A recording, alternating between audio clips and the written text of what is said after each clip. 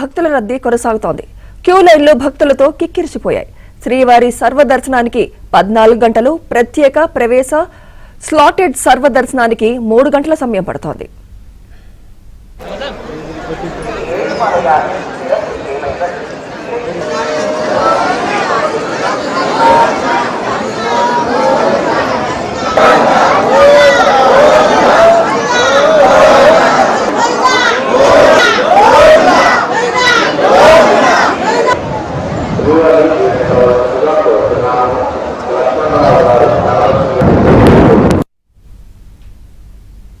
తిరుమలలో భక్తుల రద్దీ కొనసాగుతోంది. క్యూ లైన్లు భక్తులతో కిక్కిరిసిపోయాయి. శ్రీవారి సర్వదర్శనానికి 14 గంటలు, ప్రత్యేక ప్రవేశ స్లాటెడ్ సర్వదర్శనానికి 3 గంటల సమయం పడుతోంది. ఇదే అంశంపై మరింత సమాచారం మా ప్రతినిధి జితేందర్ అందిస్తారు. జితేందర్,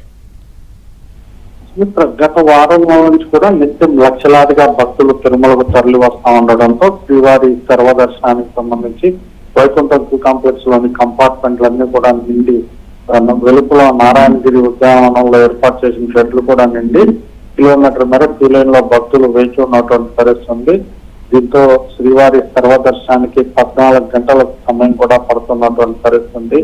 భక్తుల అధిక రద్దీ నేపథ్యంలో వచ్చిన భక్తులకు ఆ రోజే దర్శనం చేయించే విధంగా కూడా టీటీడీ ఏర్పాట్లు చేయడంతో గత వారం రోజులుగా చూసుకుంటే 6,15,000 మందికి పైగా భక్తులు కూడా సోమవారం దర్శించుకున్నారు.